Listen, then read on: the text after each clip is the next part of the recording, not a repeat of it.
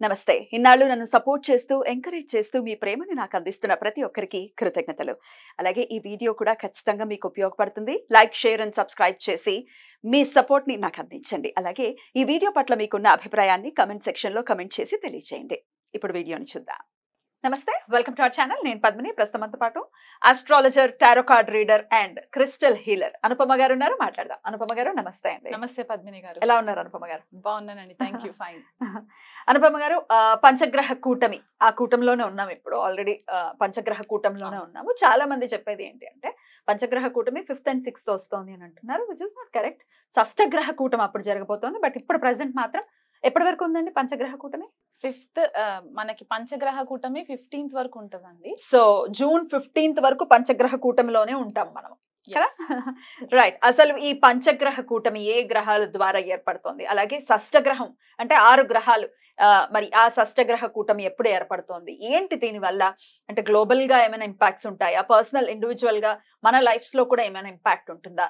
What is your analysis Anupama గారు?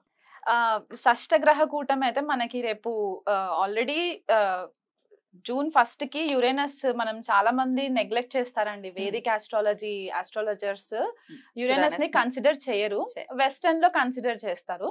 కానీ Vedic లో కూడా మనం కన్సిడరేషన్ ఎక్కడ తీసుకోవాలంటే మండేన్ ఆస్ట్రాలజీ, అంటే గ్లోబల్ ఈవెంట్స్ ప్రెడిక్షన్స్ చేయడానికి మనకి ఈ ప్లానెట్స్, అవుటర్ ప్లానెట్స్ మనకి చాలా ఇంపార్టెంట్ అయిపోతాయి అన్నమాట. For example Neptune, Uranus, Pluto, ఈ 3 గ్రహాలు రవికి దూరంగా ఉంటాయి. పృథ్వీ పైన ఎఫెక్ట్స్ పడవు అని అనుకుంటూ ఉంటాం మనం.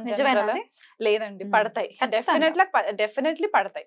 అంటే ఇవి జనరేషనల్ గా చేసే చేంజెస్ అన్నమాట. ఒక కంప్లీట్ ఒక జనరేషన్ ని మార్పు తీసుకొచ్చే ప్లానెట్స్ అన్నమాట ఇవి. సో ఇంపాక్ట్ కొద్దిగా తక్కువ కనబడుతుంది డే టు డే రొటీన్ లో, కానీ ఎక్కువ కాలం ఉంటుంది కాబట్టి ఒక రాశిలో. సుమారుగా యురానస్, ఇప్పుడు యురానస్ వచ్చేసి మనకి 84 సంవత్సరాలు పడుతుందండి మొత్తం ఒక రెవల్యూషన్ కంప్లీట్ చేయడానికి. అంటే ఏ రాశి నుంచి మొదలెట్టుకుంటే మళ్ళీ ఆ రాశి దగ్గరికి రావడానికి 84 years పడుతుంది. అంటే ఒక రాశిలో 7 సంవత్సరాలు ఉంటది అనమాట యురేనస్. సో ఇప్పుడు యురేనస్ వృషభ రాశిలోకి ఎంటర్ అయింది. మేషం అగ్నితత్వ రాశి నుంచి ఇప్పుడు భూతత్వ రాశిలోకి ఎంటర్ అయింది. అక్కడే ఆల్రెడీ మనకి కొన్ని గ్రహాలు ఉన్నాయి. గురువు, శుక్రుడు, బుధుడు, రవి, ఈ 4 గ్రహాలు ఉన్నాయి. సో ఇప్పుడు యురేనస్ మనకి మొన్న జూన్ 1st కి ఎంటర్ అయినప్పుడు పంచగ్రహ కూటమి లాగా మనం కన్సిడర్ చేసుకోవచ్చు. కానీ జూన్ 5వ తారీఖు 6వ తారీఖు మాత్రం చంద్రుడు ఎంటర్ అవుతాడు కాబట్టి మనకి షష్టగ్రహ కూటమి ఏర్పడుతుంది. సో జనరలీ ఆల్రెడీ మనకు ఒకసారి కోవిడ్ ఇన్సిడెంట్ జరిగింది కాబట్టి షష్టగ్రహ కూటమి అంటే రకరకాలుగా భయాలు ఉన్నాయి జనాలలో. అదే కోవిడ్ రావడం, లాక్డౌన్ రావడం, అట్లాంటి సిచ్యువేషన్స్ ఉండవు. ఎందుకంటే ఇక్కడ మనకి ఆ వాయుతత్వం ఎక్కడ కనిపించట్లేదు. అంటే బ్రీదింగ్ ఇష్యూస్ కి, వైరస్ స్ప్రెడ్ అవ్వడానికి అట్లాంటి ఇష్యూస్ కనబడట్లేదు. కానీ యురేనస్ అనే ఈ గ్రహం ఏంటి అంటే బేసికలీ మనకి కొద్దిపాటిగా హయ్యర్ వర్షన్ ఆఫ్ బుధుడు అని చెప్పుకోవచ్చు అనమాట. ఓకే, మనకి ఏరోస్పేస్ ఇండస్ట్రీస్ అవ్వచ్చు, sudden shocks, sudden earthquakes రావడానికి, భూకంపాలు రావడానికి, ఏదైనా సడన్ గా జరిగిపోవడానికి అన్నమాట. ఎందుకంటే రూలింగ్ వచ్చేసి కుంభరాశిని రూల్ చేస్తారు యురేనస్. మనకి తెలుగులో ఏమంటారంటే అరుణుడు అని కొంతమంది అంటారు, ప్రజాపతి అని కొంతమంది అంటారు, ఇంద్రుడు అని కొంతమంది అంటారు.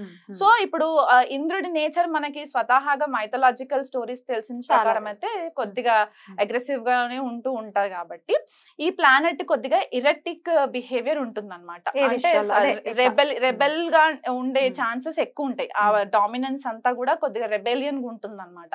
సో ఎప్పుడైతే ఇలాంటి గ్రహము మనకి భూతత్వ రాశిలోకి ఎంటర్ అయ్యి 0 degrees లో ఉంటుంది ఇప్పుడు ప్రెసెంట్ గా. ఎందుకంటే స్లో మూవింగ్ ప్లానెట్, మనం శనినే అనుకుంటాము, శని కంటే ఇంకా స్లో మూవింగ్ ప్లానెట్ కాబట్టి 0 degrees టారస్ లో ఉంది ఇప్పుడు ప్రెసెంట్. అంటే కృత్తికా నక్షత్రంలో ఉంటుంది. అక్కడే మనకి గురుడు 8 degrees లో కృత్తికాలోనే ఉంటారు. బుధుడు కూడా మనకి ఇంచుమించు 3 degrees 4 degrees 7 degrees ఉంది. 7 degrees బుధుడు మనకి కృత్తికాలో ఉంటారు. రోహిణిలో రవి అండ్ శుక్రుడు 20-21 degrees క్లోజ్ కంజంక్షన్స్ లో ఉంటాయి. అండ్ తర్వాత మళ్ళీ చంద్రుడు ఎంటర్ అవుతాడు. సో చంద్రుడు కూడా కృత్తికాలోనే, అంటే ఒక 4 గ్రహాలు కృత్తికా నక్షత్రంలోనే ఉంటాయి అన్నమాట. ఆల్రెడీ మనకు తెలిసింది ఏంటంటే కృత్తికా నక్షత్రం అగ్నితత్వ నక్షత్రం. అండ్ సింబల్ కూడా మనకి రేజర్, ఫైర్, కత్తి, ఇవన్నీ తోటి మనం కన్సిడర్ చేసుకుంటాం.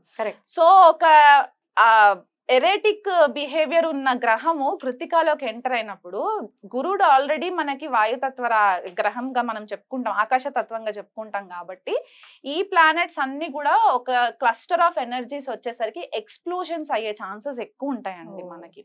అందులో యురేనస్ ఏంటంటే 84 years అని చెప్పాను కదా, క్రితం జరిగిన ట్రాన్సిట్ ఎప్పుడు అని అంటే 1940వ సంవత్సరంలో జరిగింది ట్రాన్సిట్. అప్పుడు టారస్ లో ఉన్నారు, అప్పుడు వృషభంలో ఉన్నారన్నమాట యురేనస్. 1940లో మనకి యాక్చువల్ గా సెకండ్ వరల్డ్ వార్ స్టార్ట్ అయిందండి. సెకండ్ వరల్డ్ వార్ స్టార్ట్ అయింది. ప్రేక్షకులు కావాలంటే వెరిఫై చేసుకోవచ్చు మన టైమ్ లైన్స్. సో 1939 అంటే ఆల్మోస్ట్ మేషరాశిలో నుంచి లీవ్ అయ్యి టారస్ లోకి ఎంటర్ అయ్యే టైం కంటే సెప్టెంబర్ 1939లో 1939వ సంవత్సరంలో మనకి సెకండ్ వరల్డ్ వార్ స్టార్ట్ అయ్యి అదొక 7 సంవత్సరాలు కంటిన్యూ అయింది అనమాట. సో 46 వరకు మనకి అది కంటిన్యూయేషన్ లోకి వచ్చి అప్పుడు మనకి సెకండ్ వరల్డ్ వార్ మొత్తం ఒక పీస్ లెవెల్లోకి వచ్చింది. సో ఆ దేశాల పైన యుద్ధాలు జరగడం, రకరకాల ఇష్యూస్ మనం ఫేస్ చేసాము, ఫైర్ ఎక్స్ప్లోషన్స్ ఇట్లాంటివన్నీ చూసాం. సో ఇప్పుడు కూడా ఇంచుమించు వార్ వస్తుందా అంటే నేను 100% వార్ వస్తుంది రావాలని ఏం లేదు, వరల్డ్ వైడ్ గా ఎక్కడైనా, వరల్డ్ వైడ్ గా ఎక్కడ. ఇప్పుడు ఓన్లీ మన ఇండియాకే జరగాలని లేదు కదా, గ్లోబల్ గా ఎక్కడైనా జరగచ్చు. ఇప్పుడు యుక్రెయిన్ లో ఆల్రెడీ ఎట్లాంటి వాతావరణం ఉందో మనకు తెలుసు. సో ఇది ఇంకొంచెం ఎన్హాన్స్ చేస్తుందని అనుకోవచ్చా ఈ గ్రహ కూటమి? అవునండి, అవుతుంది. యుఎస్ తోటి కూడా కొద్దిగా ఇష్యూస్ రావడము, యుఎస్ రష్యా యుక్రెయిన్ కి ఇష్యూస్ రావడము, మళ్ళీ ఇప్పుడు మనకి ఇక్కడ అరబ్ కంట్రీస్ లో కూడా మనకి కొద్దిపాటిగా ఇష్యూస్ రావడము, ఇండియా వైపు కూడా మనకి ఇప్పుడు ఇండియా ప్రకారం తీసుకుంటే మన భారతదేశ ఇండిపెండెన్స్ వచ్చిన చార్ట్ ప్రకారం చూసుకుంటే గనక మనది వృషభ లగ్నం అవుతుంది. సో లగ్నంలోనే మనకి షష్టగ్రహ కూటమి అనేది ఏర్పడుతుంది. ఈ రిజల్ట్ మనకి ఆ రోజే కనిపిస్తుందా అంటే ఆ రోజు కనిపించక్కర్లేదు. ఇది ఒక ప్రాసెస్, స్లో మూవింగ్ ప్రాసెస్ కాబట్టి it will take some time అన్నమాట. ఆ మొత్తం ఎనర్జీస్ అంతా కల్మినేట్ అయ్యి మనకు ఒక ఎండ్ రిజల్ట్ రావడానికి. కాకపోతే ఇక్కడ మనకి ఇంటర్నేషనల్ లెవెల్లో కూడా మనకి కొద్దిపాటిగా ఇప్పటి వరకు ఏదైతే మనకి ఆ ఫ్రీనెస్ ఉండిందో in terms of international leaders తోటి మనకి కమ్యూనికేషన్స్ అవ్వచ్చు, లేకపోతే మనకి వాళ్ళతో ఉన్న ఫ్రెండ్షిప్స్ అవ్వచ్చు, కొద్దిపాటిగా డిస్టర్బ్ అయ్యే ఛాన్సెస్ ఉంటాయండి. మన నేషనల్ లీడర్స్ కి కూడా కొద్దిపాటిగా థ్రెట్ ఉండే ఛాన్సెస్ కూడా ఉన్నాయి రాజకీయ నాయకులకి. అండ్ మనకి ఇంకొకటి ఏంటి అంటే ఇప్పుడు ఇండియా చార్ట్ అని చెప్పేసి అనుకున్నాం కాబట్టి మనకి నార్త్ లో ఎక్కువ ఇది చూసుకుంటే భూకంపాలు వచ్చే ఛాన్సెస్ మనకి నార్త్ లో ఎక్కువ కనబడుతూ ఉంటాయి. సో ఈ గ్రహాలన్నీ వీక్షణ మనకి వృశ్చిక రాశి పైన పడుతుంది. ఇప్పుడు అందరి కళ్ళంతా వృశ్చిక రాశి పైన ఉంటుంది అనమాట. ఎందుకు అంటే ఈ షష్టగ్రహాలన్నీ కూడా 7th ఆస్పెక్ట్ వృశ్చిక రాశి పైన పడుతుంది. కుజుడు ఆల్రెడీ మేషరాశిలోకి ఎంటర్ అయ్యి మేషరాశి నుంచి 8వ ఆస్పెక్ట్ వృశ్చిక రాశి పైన పడుతుంది. రాహు 9వ దృష్టి మనకి వృశ్చిక రాశి పైన పడుతుంది. అండ్ ఇక్కడ కుజుడు ఆల్రెడీ శని వీక్షణలోనే ఉన్నారు. సో మొత్తం 9 గ్రహాలు వృశ్చిక రాశి పైన పడుతుంది చూపు. అండ్ షష్టగ్రహ కూటమి మాత్రం వృషభ రాశిలో జరుగుతుంది. సో మన లైఫ్ లో ఎట్లాంటి ఈవెంట్స్ అంటే మనకి వృషభ రాశికి సంబంధించిన కారకత్వాలు, వృశ్చిక రాశికి సంబంధించిన కారకత్వాలు ఎఫెక్ట్ అయ్యే ఛాన్సెస్ ఉంటాయి. సో మనకి నార్త్ ఇండియాలో భూకంపాలు వచ్చే సంఘటనలు, సౌత్ ఇండియాకు వచ్చేసరికి ఎస్పెషల్లీ తెలుగు రాష్ట్రాలు, తమిళనాడు, కర్ణాటక, కేరళ ఇటువైపు ఫ్లడ్స్ వచ్చే ఛాన్సెస్ ఎక్కువ ఉంటాయి. వర్షాలు, సునామీస్, సైక్లోన్ ఎఫెక్ట్స్, దానివల్ల కొద్దిగా జన నష్టము. అండ్ మనకి ఇంకొకటి ఏంటంటే మనకి టారస్ వృషభ రాశి మనకి అగ్రికల్చర్ కి కూడా సంబంధించింది. అంటే పంటలు, పాడి పంటలు ఇవన్నిటికీ కూడా మనకి ఫుడ్ రిసోర్సెస్ కాబట్టి అక్కడ పంట నష్టం కొద్దిగా జరగడం, వర్షాల వల్ల, బీభత్సమైన వర్షాల వల్ల కొద్దిగా పంట నష్టం జరగడము. అండ్ టారస్ మనకి ఫైనాన్షియల్ రిజర్వ్స్ కూడా కదా. సో ఫైనాన్షియల్ గా కూడా మనకి కొద్దిపాటిగా డిస్టర్బెన్సెస్ రావడము, సడన్ చేంజెస్ రావడము, గ్లోబల్ అంటే మనకి ఇంటర్నేషనల్ లెవెల్ అండ్ మనకి నేషనల్ లెవెల్లో కూడా ఫైనాన్షియల్ రీస్ట్రక్చరింగ్ జరిగే ఛాన్సెస్ ఈ షష్టగ్రహ కూటమి ఎఫెక్ట్స్ వల్ల జరిగే ఛాన్సెస్ ఉన్నాయి. అండ్ అది కాకుండా స్పెసిఫిక్ గా ఇది ఎవరికి ఎక్కువ వర్తిస్తుంది అంటే ఇండివిజువల్ హారోస్కోప్స్ లో కూడా సడన్ గా ఫైనాన్షియల్ రిసెంట్మెంట్ రావడము. అండ్ ఇంకొకటి ఏంటి అంటే స్టాక్స్ లో ఇన్వెస్ట్మెంట్స్ చేస్తూ ఉంటారు కొంతమంది, స్టాక్స్ లో సడన్ గా లాసెస్ ఫేస్ చేయడము, ఒక కన్ఫ్యూజన్ కైండ్ ఆఫ్ ఎనర్జీస్ మనకి కనబడతాయండి ఈ షష్టగ్రహ కూటమి ఎఫెక్ట్స్ వల్ల. ఎన్నాళ్ళు ఉండొచ్చు ఈ ఇంపాక్ట్స్ అంతా కూడా? ఈ షష్టగ్రహ కూటమి అయితే మనకి 2 రోజులు ఉంటుంది. జూన్ 5. పంచగ్రహం అయితే మనకి జూలై 15వ తారీఖు వరకు ఉంటుంది. అంటే రవి మనకి వృషభ రాశిలో నుంచి మిథునంలోకి వచ్చేయాలి, తర్వాత శుక్రుడు కూడా మిథునంలోకి వచ్చేస్తారు, అప్పుడు బుధుడు కూడా వచ్చేస్తాడు. కాబట్టి ఇంకా లాస్ట్ మిగిలిన గ్రహాలు ఏంటి అంటే గురుడు అండ్ యురేనస్ రెండు కలిసి ఉంటాయి. కాబట్టి ఇది మనకి long lasting effect. Next year కి మనకి కొద్దిపాటిగా డిస్టర్బెన్సెస్ ఇంకెక్కువ విట్నెస్ చేయడానికి ఉంటదండి. అది మనకి మండేన్ లెవెల్లో చెప్పుకునే అంశాలు అన్నమాట ఇవి. ఇండిపెండెన్స్ కి ఒకసారి చెప్పండి, ఏ ఏ రాశి వాళ్ళకి ఎలా ఉంటుంది అనేది ఒకసారి చెప్పండి. ఒకవేళ నెగటివ్ ఇంపాక్ట్స్ కనుకుంటే వాళ్ళు ఏం చేసుకోవచ్చు ఈ ఇంపాక్ట్ నుంచి బయటపడటానికి అనేది కూడా ఒక్కసారి.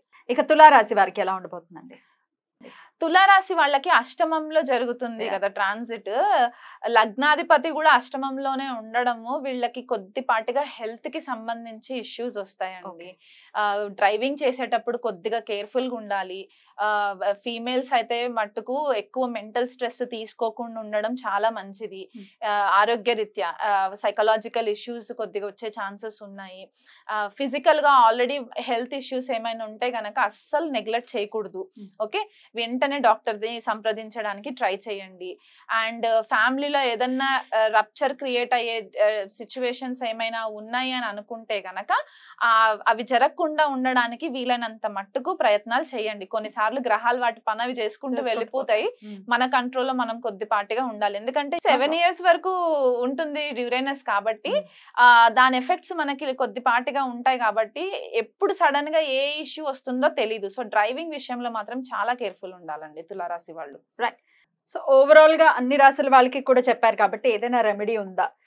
మీరు ఆల్రెడీ చెప్పారు ఏ పనులు చేయకుండా జాగ్రత్తగా ఉండండి అనేది కూడా వన్ ఆఫ్ ద రెమెడీస్ అని చెప్పుకోవచ్చు. అయినప్పటికీ ఇంకా ఆరాధన విషయంలో ఏదైనా చెప్తారా? ఆరాధన విషయంలో అంటే మనకి వృషభంలో ఇవన్నీ ప్లానెట్స్ జరుగుతున్నాయి కాబట్టి అందరూ ఫస్ట్ ప్రే చేయాల్సింది శ్రీ మహాలక్ష్మికి.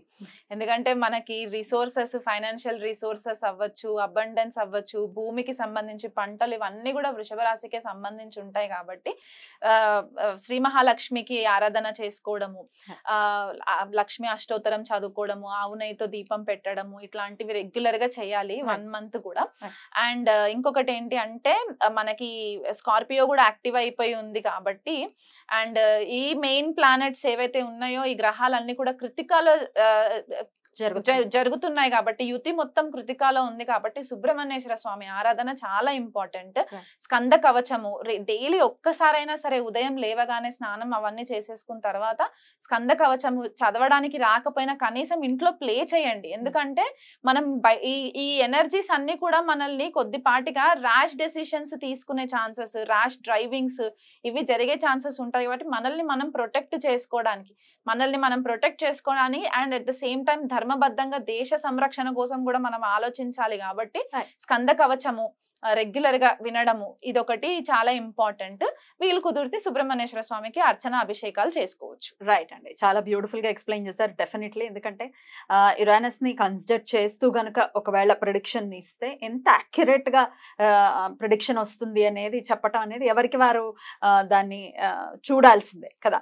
చాలా మంది కన్సిడర్ చెయ్యరు, కానీ ఇంత మేజర్ రోల్ ని ప్లే చేస్తారు. యురేనస్ అవ్వచ్చు, నెప్ట్యూన్ అవ్వచ్చు, డెఫినెట్ గా రోల్ ని ప్లే చేస్తారు. మీరు కూడా మీ ప్రిడిక్షన్ మీరు చూస్తారా? చూస్తానండి, డెఫినెట్లీ చూస్తాను. అంటే మనకి యురేనస్ ఆస్ట్రాలజీకి చాలా ఇంపార్టెంట్ ప్లానెట్ అన్నమాట, జ్యోతిష్య విద్యకి అండ్ ఏరోస్పేస్ ఇండస్ట్రీకి కూడా చాలా ఇంపార్టెంట్. ఎందుకంటే కుంభరాశిలో రూల్ చేసినా సరే శతభిష నక్షత్రం మనకి యురేనస్ కి కన్సిడర్ చేస్తారు బేసికల్ గా. చాలా అద్భుతంగా వివరించారు. ఈ నెలలు కూడా వీలైతే కూడా అందరూ చాలా జాగ్రత్తగా ఉంటూ అటు సుబ్రహ్మణ్యేశ్వర స్వామి ఆరాధన అండ్ లక్ష్మీదేవి ఆరాధన చెప్తున్నారు కాబట్టి అవి చేసుకుంటూ అందరికీ ప్రశాంతవంతంగా ఈ సమయం వెళ్ళాలని మనస్ఫూర్తిగా కోరుకుంటూ చక్కగా మాకు తెలియజేశారు. కృతజ్ఞతలండి. నమస్తే. నమస్తే అండి.